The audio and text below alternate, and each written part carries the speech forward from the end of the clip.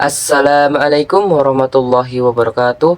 Nama saya Rapindra Adinda Pratama, NPM 24210041 dari Fakultas Syariah, Prodi Hukum Keluarga Islam kelas B, mata kuliah Bapak Eri Gumiri, Islam dalam Lingkungan Hidup.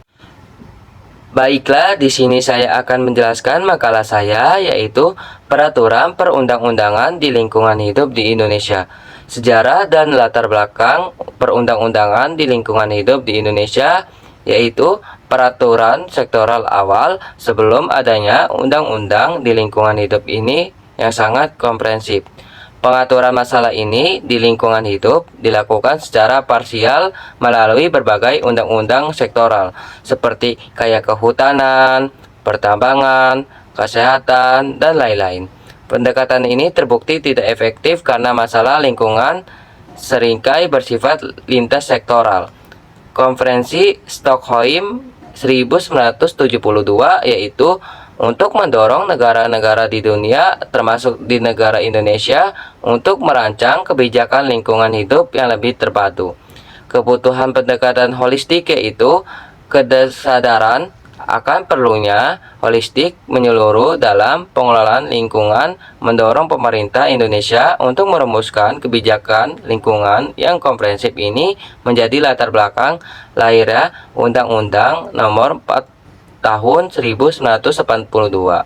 Dua pemahaman terhadap Undang-Undang Nomor 4 Tahun 1982. Langkah awalnya yaitu undang-undang ini merupakan langkah awal yang sangat penting dalam sejarah pengelolaan lingkungan di hidup Indonesia. Prinsip keseimbangan, undang-undang ini sangat menekankan keseimbangan antara pembangunan dan kelestarian lingkungan. Konsep pembangunan keberlanjutan yaitu memperkenalkan konsep pembangunan berkelanjutan sustainable development. Istilah-istilah kunci ini, undang-undang memperkenalkan beberapa istilah kunci seperti pengelolaan lingkungan hidup, seperti kayak daya dukung lingkungan dan pencemaran lingkungan.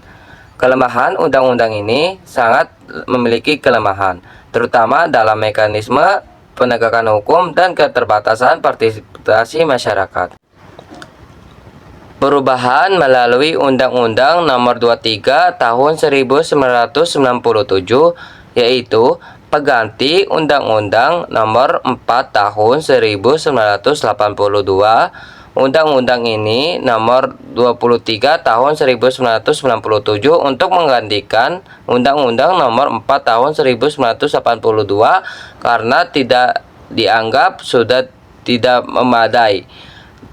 Penguatan hak masyarakat. Undang-undang ini memberikan penguatan hak dari kewajiban masyarakat terkait lingkungan hidup, termasuk hak atas informasi lingkungan dan partisipasi dalam pengambilan keputusan. Perizinan lingkungan dan AMDAL yaitu undang-undang ini mengatur lebih rinci tentang perizinan lingkungan dan AMDAL analisis mengenai dampak lingkungan. Penegakan hukum yaitu undang-undang ini juga memperkuat aspek penegakan hukum meskipun implementasinya masih menghadapi berbagai tantangan. Penyempurnaan dalam Undang-Undang Nomor 32 Tahun 2009. Pengganti Undang-Undang Nomor 23 Tahun 1997. Undang-Undang Nomor 32 Tahun 2009 menggantikan Undang-Undang Nomor 23 Tahun 1997.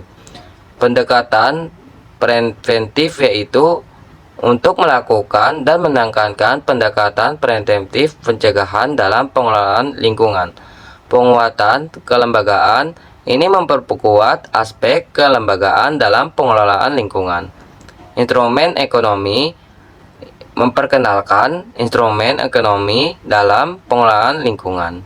Tanggung jawab mutlak yaitu undang-undang ini sangat menetapkan prinsip tanggung jawab mutlak strictly liability bagi perusahaan yang menyebabkan pencemaran atau kerusakan lingkungan.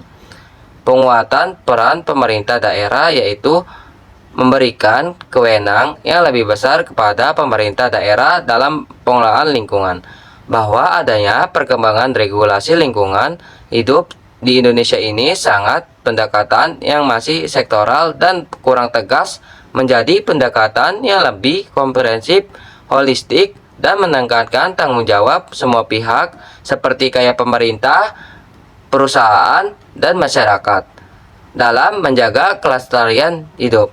Sekian dari saya. Jika ada kesalahan maupun ada kekurangan, wabillahi taufik walhidayah. Wassalamualaikum warahmatullahi wabarakatuh.